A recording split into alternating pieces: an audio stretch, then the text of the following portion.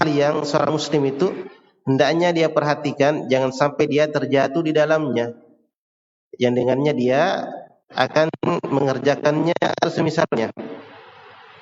Sekarang kita masuk di babun nahi an idhari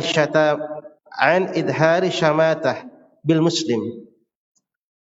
Bab tentang larangan dari menampakkan kegembiraan dan menampakkan kesenangan terhadap musibah yang menimpa seorang muslim. Ini subhanallah ya, sebuah bab yang tentunya banyak mengenai kita di masa ini. Yang sebagaimana kita katakan, kita itu kadang terkena penyakit SMS. Itu senang melihat saudara kita susah. Nah, ini kita di masa ini semisal itu. Kalau ada saudara kita tertimpa musibah, ada saudara kita yang ditimpa kegalauan, ya, apakah dari hal-hal yang bisa menyakitkan jiwanya atau dari hartanya dia ditimpahkan musibah, kita malah berbahagia, kita malah senang. Padahal ya, tidak begitu sifatnya seorang muslim.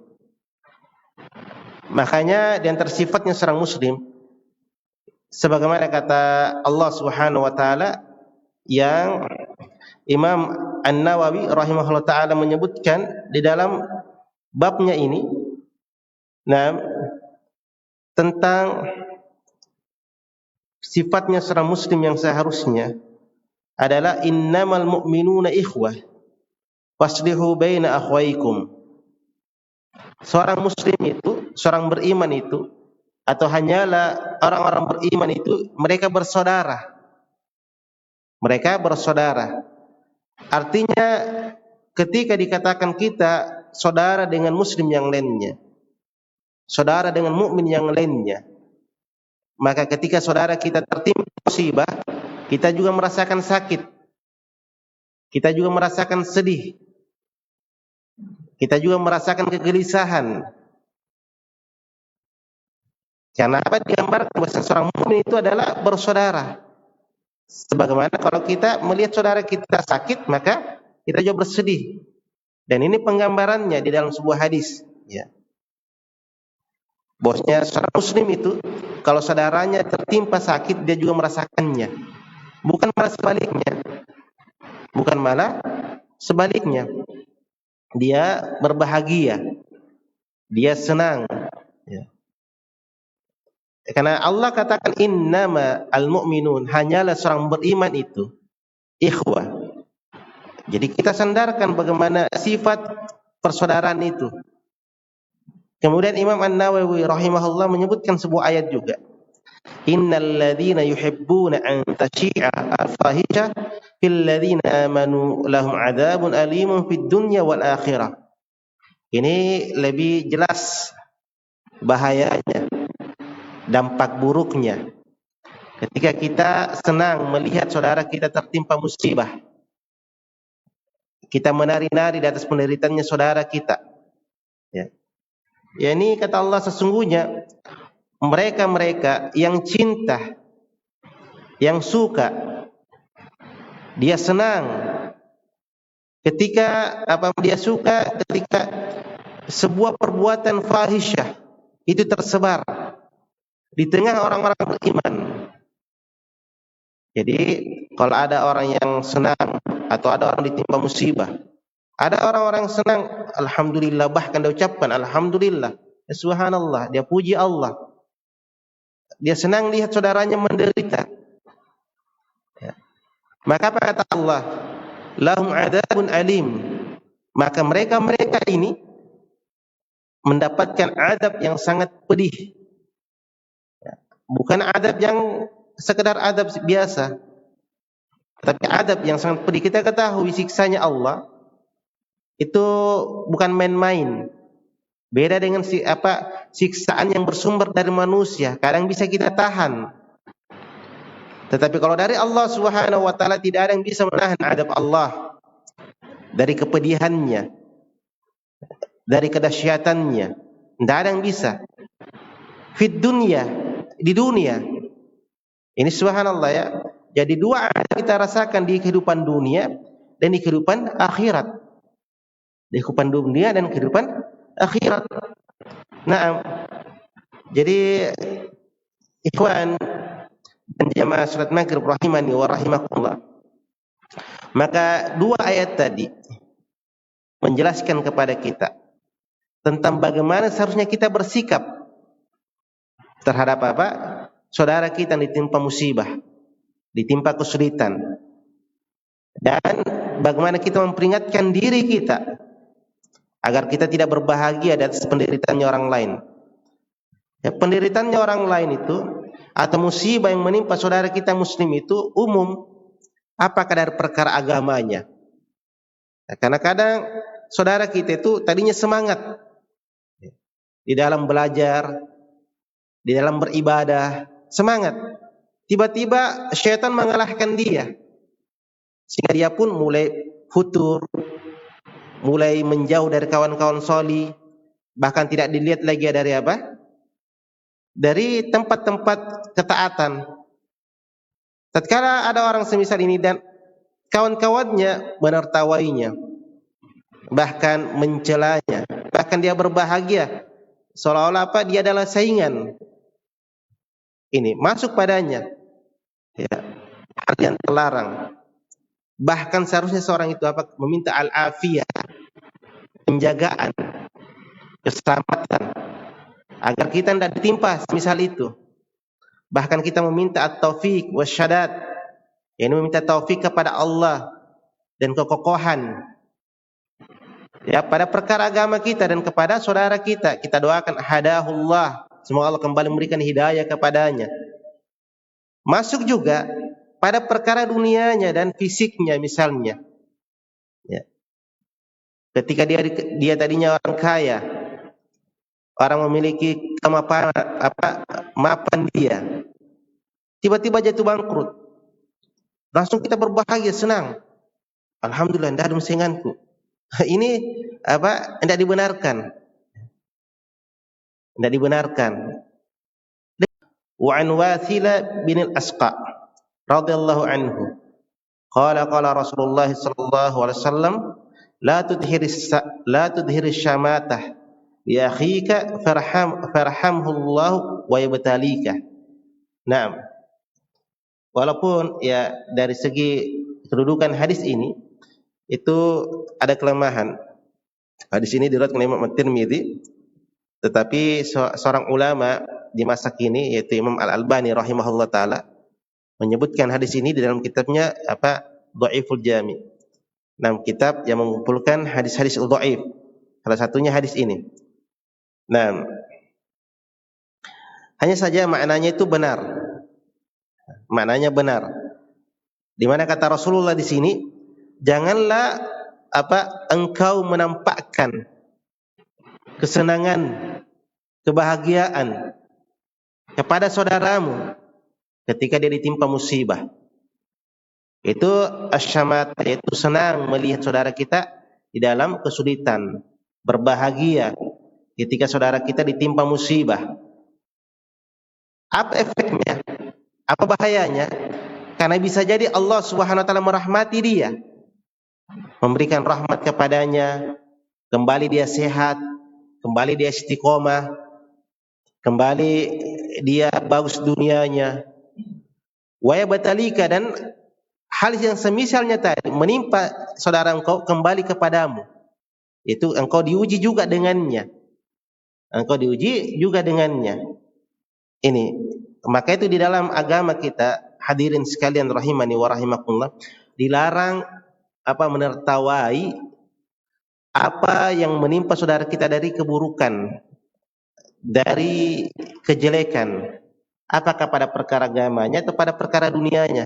Kenapa? Karena dikhawatirkan ya Allah merahmatinya dan musibah itu menimpa kita.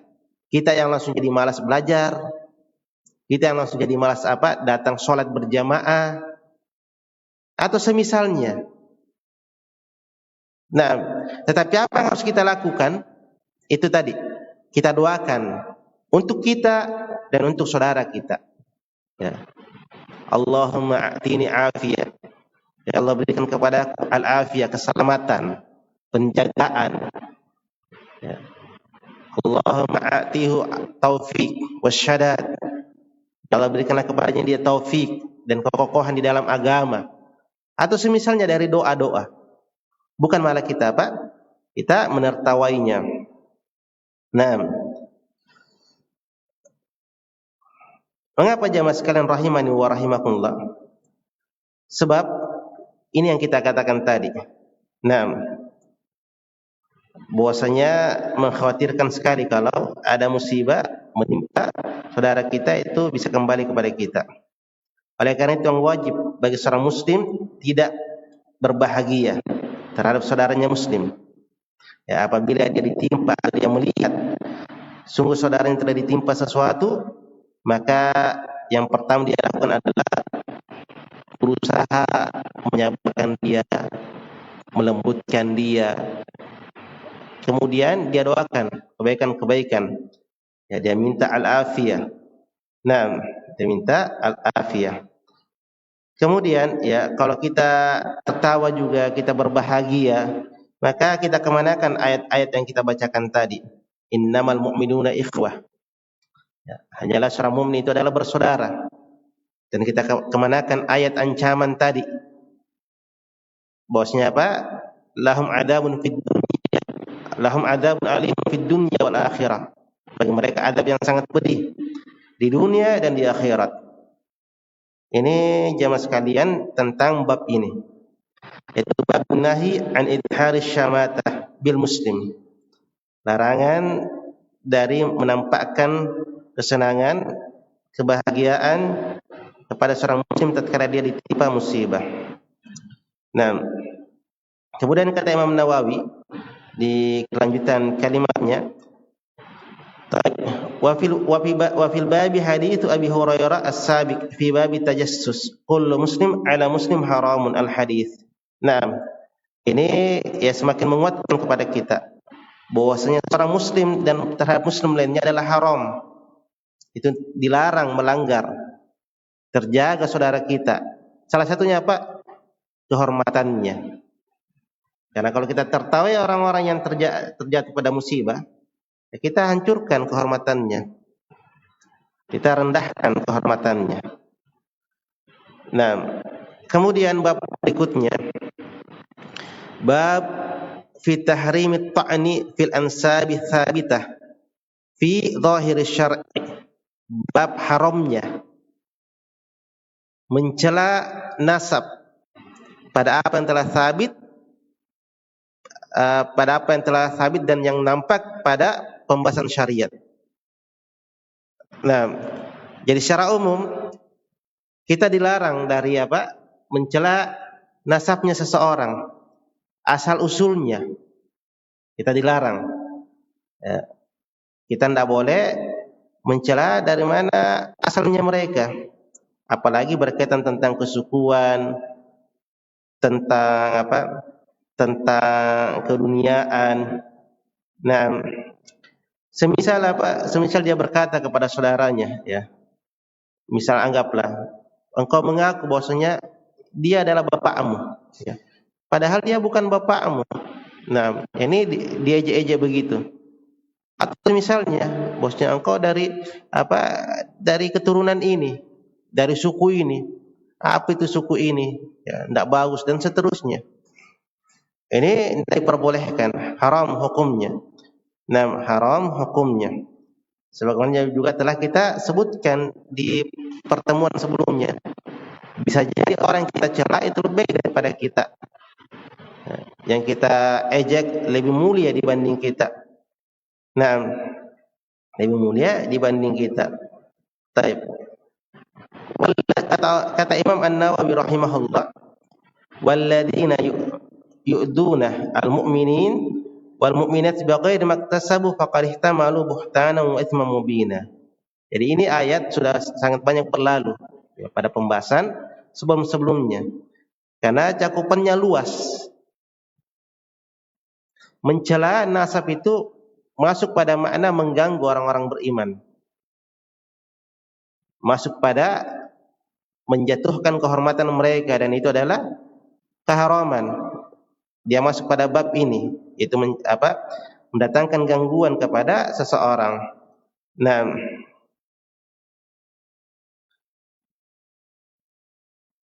hal ini terlarang di dalam agama kita, yaitu mencela nasab.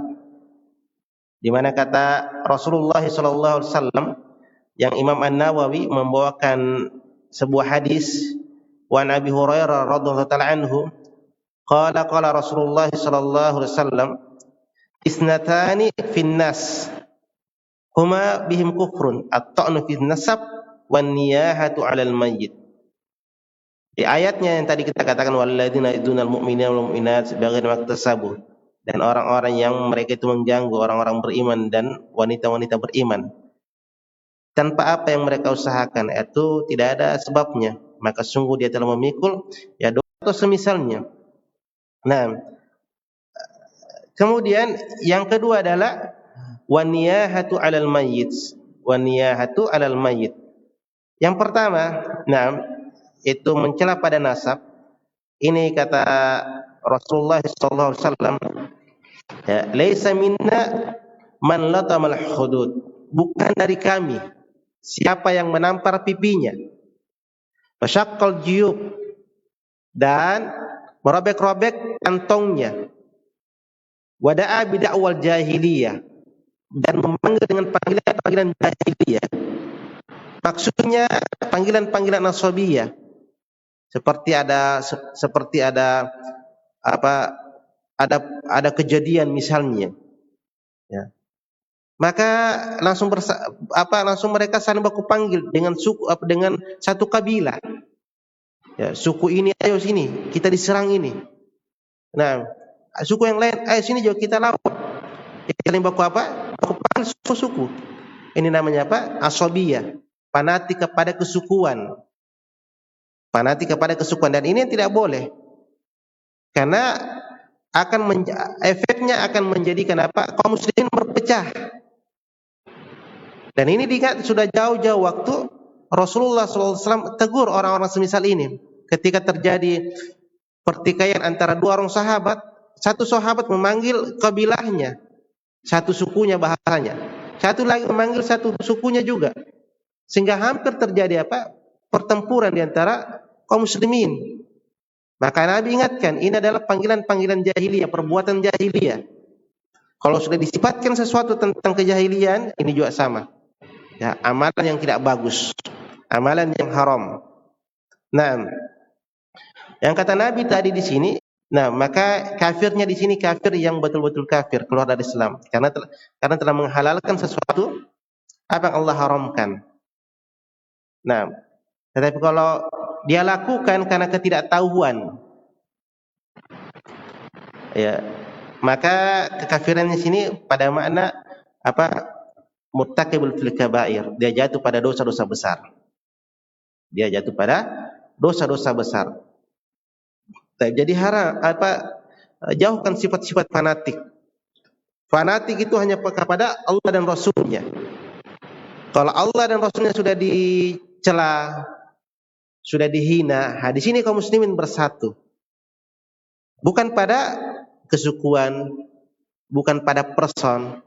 Makanya dilarang taklid seseorang itu pada seseorang, ya, pada kabilah.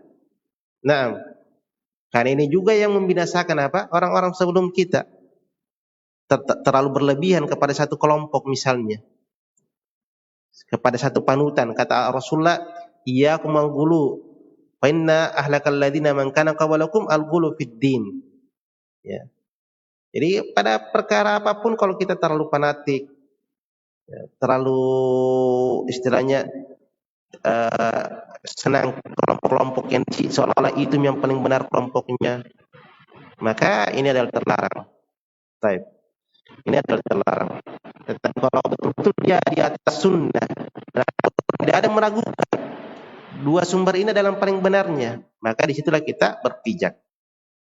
Kemudian di antara kekufuran adalah orang-orang yang an-niyahah. Nah, yang kata Rasulullah waniyahatu 'alal mayyit, yaitu aniyah terhadap mayit. Niyah itu belasungkawa yang berlebihan, ya. Bagaimana maknanya? Pertama, dia tangisi mayit tersebut. Menangis ketika ditinggal orang-orang yang terkasih itu tidak apa-apa. Meneteskan air mata juga tidak mengapa. Ketika Ibrahim anaknya meninggal, dia meneteskan air mata. Tetapi yang kebanyakan sekarang terjadi, mereka menangis tetapi meraung-raung, teriak-teriak. Bahkan dia ucapkan kalimat-kalimat terlarang yang haram hukumnya, sehingga mengantarkan kepada tidak ridhonya takdir Allah Subhanahu wa taala. Kadang mereka mengatakan, kenapa engkau duluan mati bukan saya, kenapa kau duluan pergi, dan seterusnya. Atau dia tampar pipinya, dia robek-robek bajunya, sebagaimana hadis yang kita baca tadi. Dan aniyah ini ya berlaku umum kepada laki-laki dan kepada wanita. Hanya wanita kebanyakan yang terjadi pada mereka, karena mereka sangat lemah perasaannya. Adapun laki-laki kadang tampak lebih tegar. Tetapi bagi siapa melakukannya, apakah dia laki-laki ataukah dia wanita, sama hukumnya. Sama hukumnya, itu bentuk dari kekufuran. Itu bentuk dari kekufuran. Dan orang yang senantiasa melakukan perkara tersebut, maka diancam oleh Rasulullah sallallahu alaihi wasallam. Sebagaimana kata hadis tadi, laisa minna man latamal khudud wa syaqqal jiyub. Bukan dari kami. Artinya bukan petunjuknya kami, bukan jalannya kami, bukan cara beragamanya kami. Siapa yang dia tuh menampar wajahnya atau merobek pakaiannya, kantongnya ketika terjadi musibah. Ketika terjadi musibah. Bahkan kata Rasulullah sallallahu alaihi wasallam dalam sahihain, an-nahiya atau an-naiha idza lam tatub qabla mautiha tuqam yaumil qiyamah wa 'alaiha sirbalun min qatiran wa dar'un min jarab. Orang-orang melakukan niyah itu orang-orang orang-orang yang tadi kita katakan, yakni orang-orang yang belasungkawanya terlalu berlebihan, ya, teriak-teriak. Nah, bukan jika dia tidak bertobat sebelum dia meninggal, maka akan dibangkitkan pada hari kiamat dalam keadaan dia dipasangkan pakaian itu terbuat dari digambarkan semisal cairan yang sangat panas, kayak aspal begitu, aspal yang meleleh yang masih panas. Dan juga akan dilekatkan padanya pakaian yang padanya ya bisa digambarkan ada penyakit di situ. Nah, yang dengan dia gatal-gatal atau apa. Al-jazaa min jinsil amal. Karena memang orang-orang meraung-raung atau orang niyah kan kadang dia cabik-cabik tubuhnya, dia tampar wajahnya, seolah-olah kepanasan. Nah, dan seolah-olah gatal badannya. Wallahu ta'ala alam. Ini bagaimana penggambaran bahayanya orang-orang melakukan perbuatan tersebut. Taib. Jadi asyahidnya at-ta'anu fin nasab, mencela nasab itu haram, ya. Sebagaimana an-niyaha 'alal mayyit itu haram. Taib. Orang kalau ingin meratap atau ingin bersedih tidak mengapa. Tetapi jangan meratap sampai berhari-hari yang tidak turun-turun kesedihannya sampai dia kurung dirinya. Nah, berkabung terus bahasanya kita, ya. Ini tidak boleh, ya. Karena ada makna tidak ridho kepada ketetapan Allah Subhanahu wa taala. Para sahabat itu ketika Rasulullah meninggal, ya mereka bersedih, tetapi tidaklah sampai mereka sampai ada yang mengurung dirinya atau sampai bertahun-tahun kesedihannya dan seterusnya.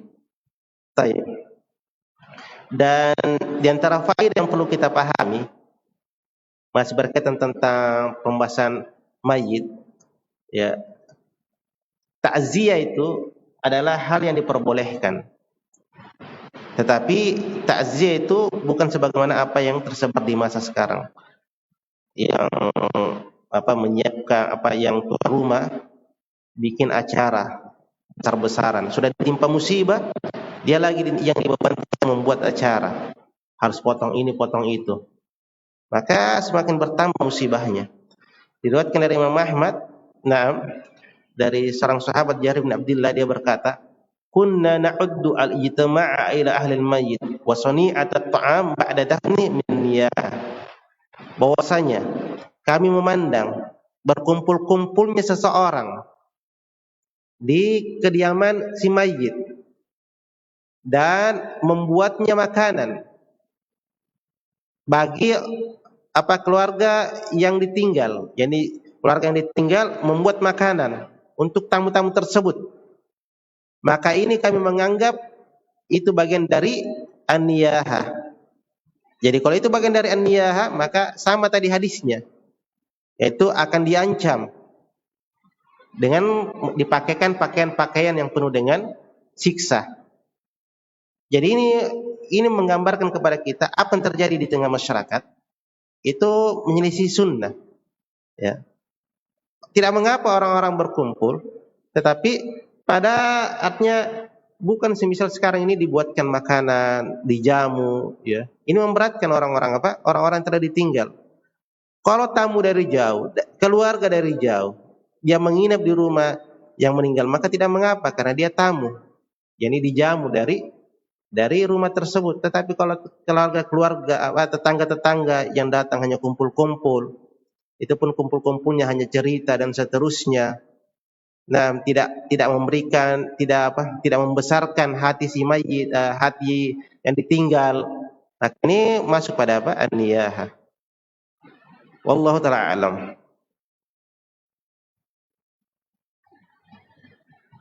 Hadis berikutnya, bab berikutnya, babun nahi anil ghasyi wal khada'.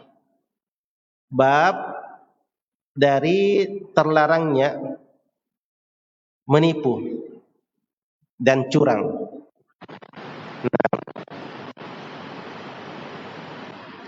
Menipu atau curang juga telah menjangkiti umat di masa sekarang ini. Ini kita ini gampang sekali menipu. Biar tidak darurat juga menipu. Yang penting bagaimana keuntungan itu ada pada diri kita. Qala Allah Ta'ala, "Alladzina yu'tuna al-mu'minina wal mu'minat bighairi maktasabu faqad ihtamalu buhtanan wa itsman mubina." Kembali terulang ini ayat. Karena memang al-ghush wal khada' itu masuk pada makna mengganggu ketenangan, tidak membuat jiwa itu tenang. Orang kalau ditipu itu tidak ada kenyamanan pada dirinya, seolah-olah dia sesali dia telah ditipu. Jadi ada makna gangguan. Wa Nabi Hurairah radhiyallahu ta'ala anhu anna Rasulullah sallallahu alaihi wasallam qala, "Man hamala 'alaina silah falaysa minna, wa man ghashana falaysa minna." Ini ancaman dari Rasulullah sallallahu alaihi wasallam tentang bahayanya menipu. Serius betul. Akhirnya terjadi pembunuhan satu dengan yang lainnya. Nah, jadi tidak boleh macam-macam orang pakai pedang di hadapannya atau senjata di hadapannya, tidak boleh. Nah, ini bukan petunjuk kami. Dan ini bahaya kalau sudah Nabi berkata bukan bagian dari kami, bukan petunjuk dari kami. Nah, artinya dia terjatuh pada dosa kalau dia lakukan hal tersebut. Dia lakukan dosa pada hal tersebut. Baik.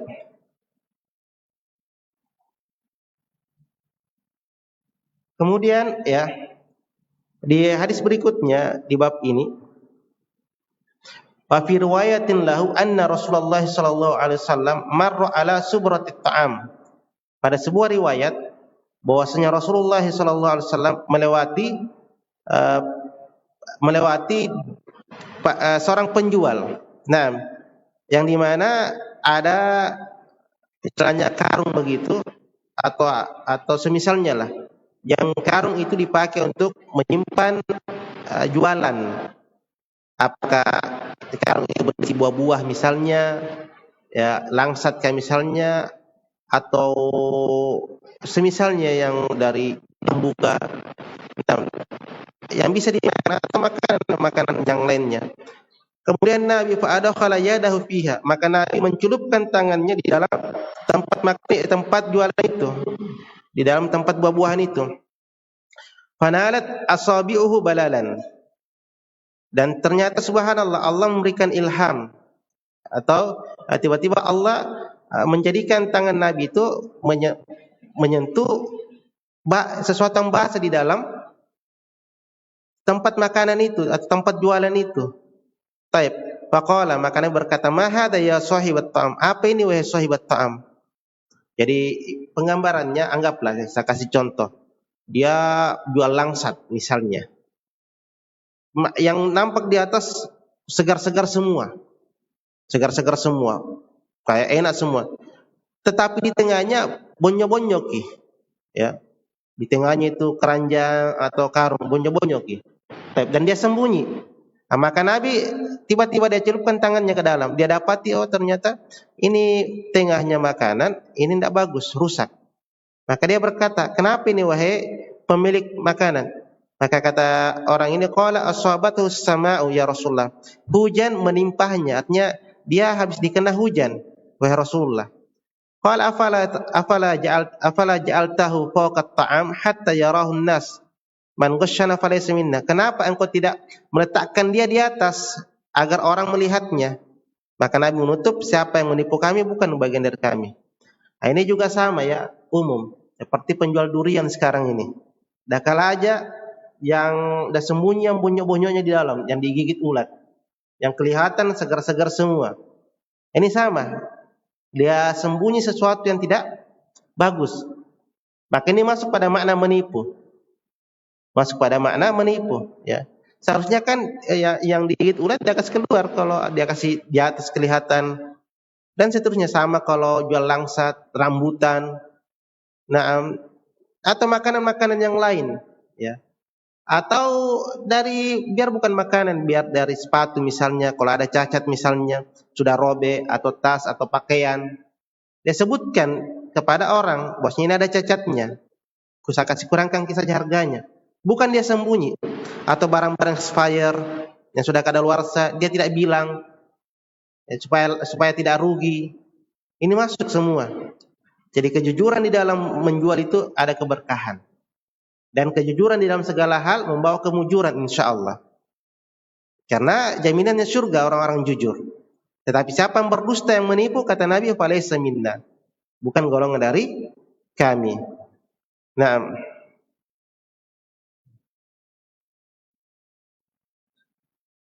di dalam hadis ini, ya, di dalam bab ini masih ada beberapa hadis, tetapi karena waktu sudah tidak memungkinkan untuk kita bahas, maka kita cukupkan pembahasan kita sampai di sini, dan masih ada satu pertemuan insyaallah taala sebelum masuk Ramadan. Dan mungkin sampai sini kalau ada pertanyaan. Baik. Subhanakallahumma bihamdik, asyhadu an la ilaha illa anta astaghfiruka. Wassalamualaikum warahmatullahi wabarakatuh.